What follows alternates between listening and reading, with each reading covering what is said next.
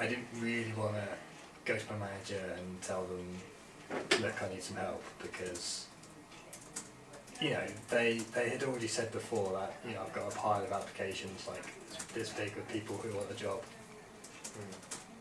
And, you know, I said that to everybody. And just from that alone, I was kind of like, I don't really want to make myself look bad. I just want to, you know, but that's just one example. Definitely being able to know that you can kind of reach out to them and kind of get that assistance you need without that fear there. It's kind of... We're going to have to move on now, Josh. It's been interesting. Yeah. Thanks for sharing your fear of your boss. Can you make sure that the camera's on? Jasmine, maybe you want to swap Josh's seats, yeah? I'm sorry, go that way. I only have one, so you'll probably have to sort of try it out. That's a mistake Josh made last time. Do you know what happened to him? Lost his bike.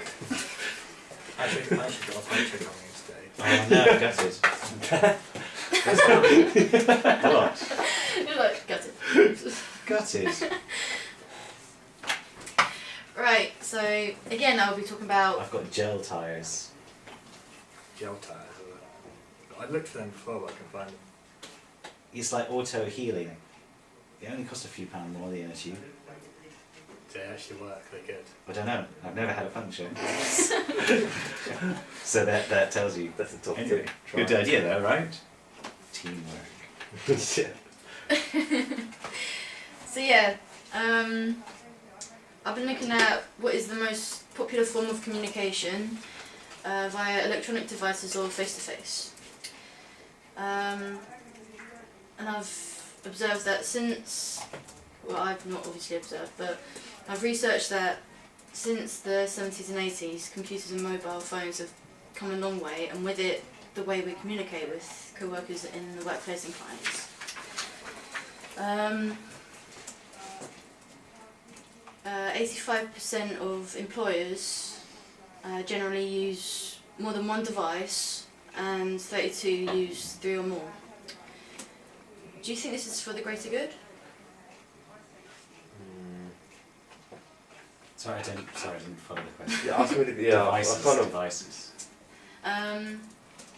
So basically a lot more people are using devices to communicate. Do you think that's good or bad? As opposed to face-to-face? Yes. Just general yes or no? I think it's good if it's in kind of addition to face-to-face rather than replacing it entirely. I don't think you could replace meetings at the company with face-to-face. Like, you can't have like 3 laptops with Skype and people just sitting in a room. I think, like, I don't think it's gonna work, because people just might think like, are you like better than me that you can't even make time to come in? No? I think as people adapt to platforms and devices, they'll get better at making it work for them. Does that make sense? Like, you can't use an old form of communication on a new platform. No. There's new forms of communication. And I think we're still getting used to that, and some companies definitely make it work. I mean, obviously I quite like not having to travel to London to a meeting. Yeah. Like, that makes me feel better. Does that make sense? The more you're London. Yeah, exactly. And then I just get on a computer, they invite me to a meeting, get to like see, you know, it pings up who's there in the meeting, who's been invited, when they've like logged off. You can leave questions straight away for answer. Do you know what I mean? It seems more efficient than 2 hours travel and then 2 hours travel back. I mean, this is one of the reasons why people have started to use devices a lot more. Here's a like small little pie chart that I've sort of made. 44% of devices. This is like the use of devices, and 44% is computer, 36% is smartphones, 16% is desktop phones, and tablets is 4%. So the positive sort of teamwork example I got was from Joe Ear and Scott Binney, who are both designers sort of based in Emsworth and Portsmouth. They collaborated on a project that was mentioned before, Drink and Dribble. Both of them communicated in person as well as electronically. However, obviously the latter was the most popular and most frequent. And yeah, they seemed to, everything they seemed to do, it was very, very well done. They set tasks, they said what they're going to do, and they did it. So yeah, they both organised the network meetups to build new teams and just sort of like actually create more teams and stuff, which is good. I mean, I guess with the things like the meetups, they kind of get to know somebody before they Exactly. potentially work with them. Yeah, exactly. So if someone was looking for someone, or if someone was actually looking for a job, then that would be one place to actually look.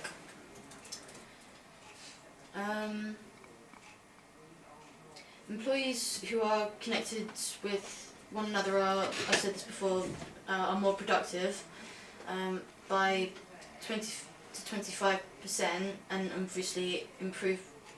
That's how much it improves. Productivity has potential revenue amounting to $1.3 trillion, and in English money that's 9.1 trillion pounds. That's a lot. Exactly.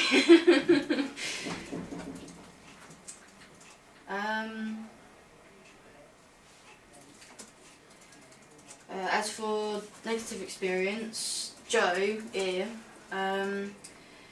she actually once got threatened on the phone by a client because of miscommunication between, like, in the department somewhere. And a site had gone up without her consent, and she had to take it down because it wasn't ready to go up yet. So she then had the client on the phone, threatening to kill her because it had been taken down, and he hadn't even paid yet. So, but that was all right. Didn't happen. But yeah, this stemmed from a lack of communication between designers and developers. And it's actually quite strange because in bigger companies, these people tend to sort of work in different spaces. So on one floor they'll have the designers, and then one they'll have the developers. And it would be much easier if they're on the sort of same floor, because then you'll be able to actually quickly say, "Oh, is this possible?" and then get a sort of immediate response. Are they different kind of people? Will the coders Some people tolerate, are. you know, the designers' pot plants and stuff? Do you know what I mean? Like, Or no, maybe. maybe they've got like a different dress code and stuff. Like, It's like elves. but and how big is the podcasts. floor as well? Well, like I said, in bigger companies, then yeah, those might be quite big. Or small, and then you have to house them on different.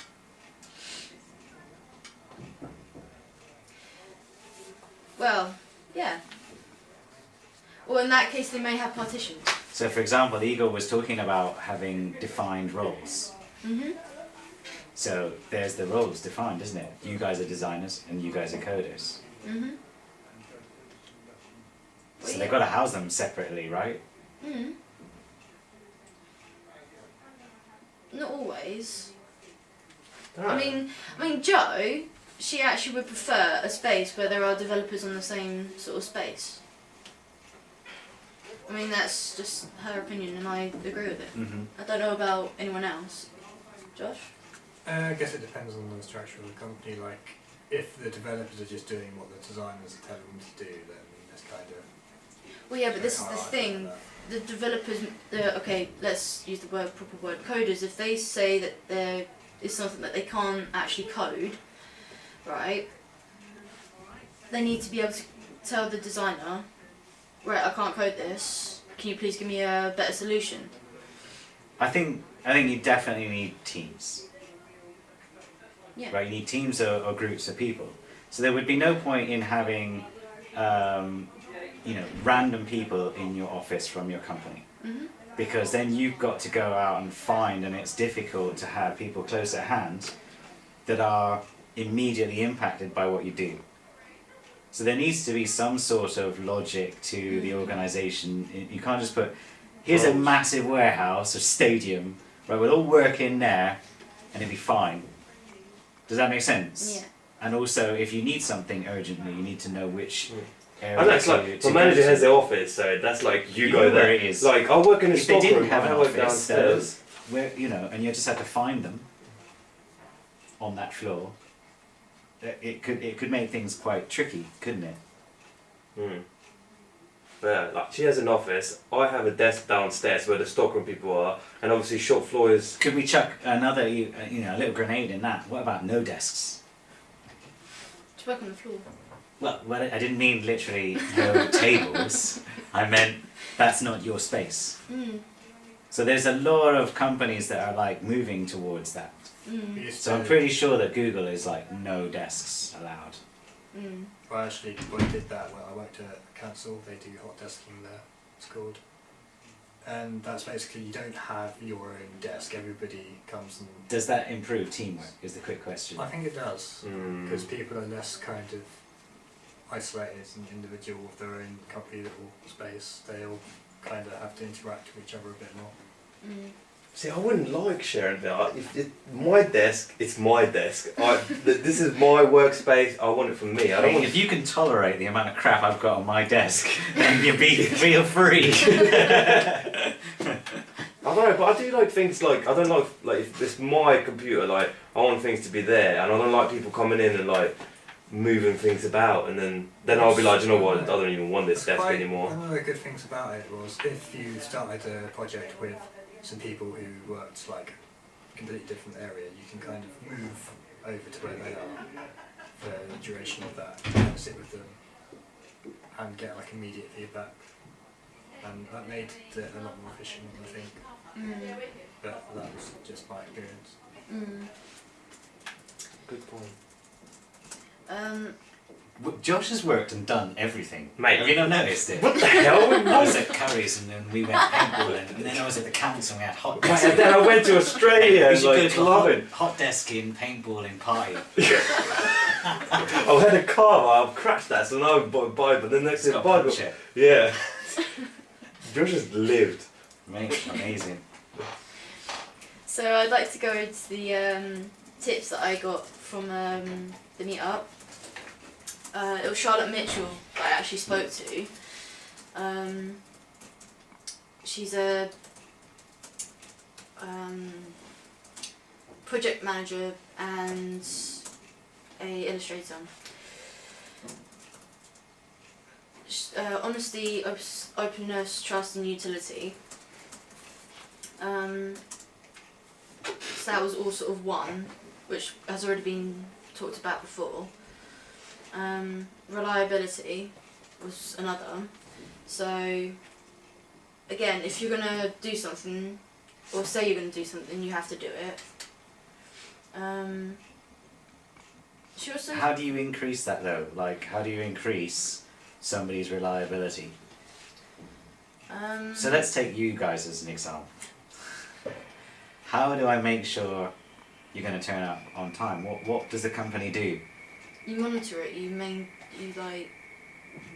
If someone is late, then you sort of. Cattle prod them. Not cattle prod them. Well, what is it that you do? You just like give them a sort of Hit him. talking to. You give maybe like warnings or something like. Punishment. You're not going home tonight, mate.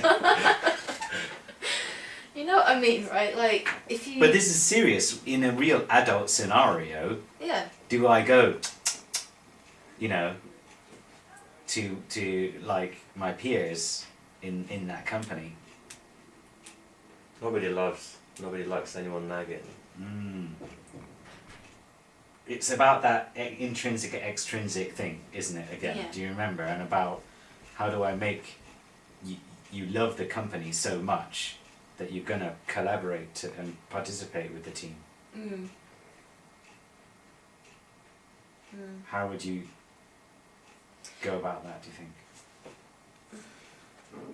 I don't know. I quite like the idea of this bonus thing. I think, like my stepdad was saying, Ego and money. no, but no, That is the solution no, but to don't everything. you think? Don't you think? Like people work harder for the thing. So say if you turn up late, no bonus. No, like does it no strike? No. I don't know. I don't know. I think there's lots of jobs that people do in a really committed way that don't pay very well. Firemen, for example. They should have it so there's food for everybody who gets in on time.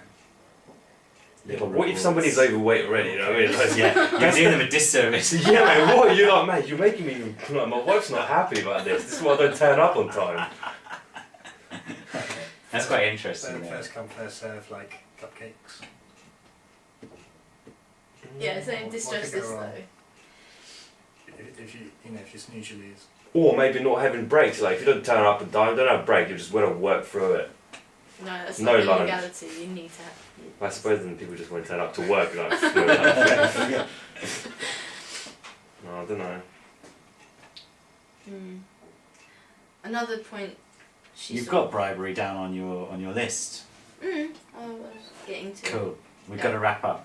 Okay, so I'm just going to quickly say, again, longer tables, for more people to sort of sit around, at meetings and seminars and stuff, and also lunch break structure. So I don't know, that's actually something I should have looked into a bit more.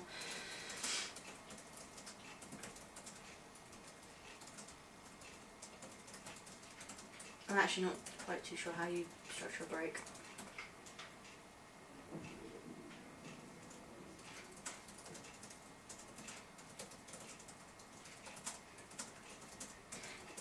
Have you heard about the guy who is running Twitter now? So he runs Twitter in the morning and Foursquare in the afternoon, so it's an equally large company. So he has to be really, really like strategic with his time. And it's not you can imagine if that can be done, you could do the same. I always think here, for example, I arrive in rush hour. So my journey takes me half an hour longer than it needs to. And I always wonder why they don't just shift classes to like non-rush hour times and stuff and like stagger it so that we get more out of. Does that make sense? Mm-hmm. And none of our lunch breaks of the staff are at the same time. So we can never do like a working lunch, and I'd be really happy to sit there with my laptop and a sandwich and sort some stuff out that needs to be sorted, but none of us are like, so time plans and stuff, I think it's genius. It's been probably the strongest, most interesting point so far. But does that help you kind of understand how that can be done? Twitter and Foursquare at the same time. Can you imagine doing that? No. That's been done. Cool. It's been really interesting. I think everybody's kind of focused on lots of little things as opposed to maybe like making the team better, which is fair enough. You know, I asked you to go away and talk about different topics with people. The idea is, I think, then to bring it back and like focus in on one of them and like build on that. I think through the discussion though, we managed to kind of unearth the ideas like hot desking, you know, breaks and time plans, rewards and all of those kind of things, which I think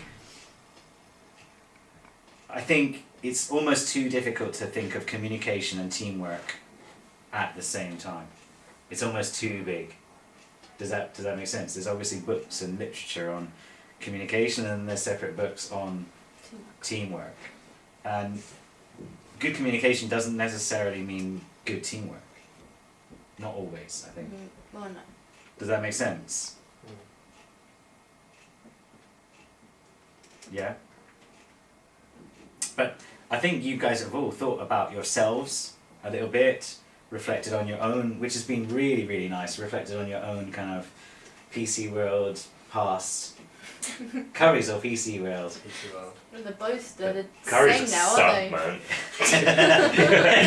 Yeah, I bet they were a really good team in PC world, but they hated Curry's, which is actually the same team. But you know what? We're not. We're not the same. Every lunchtime there's a massive Yeah.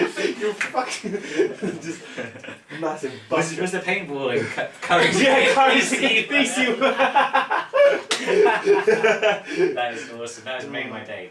So we're getting better at this kind of activity, but I still think that you guys are spreading yourselves a little bit too thin on the ground. You can't be geniuses at everything. And what we've done is kind of covered a lot of the same ground, but you didn't know, unfortunately.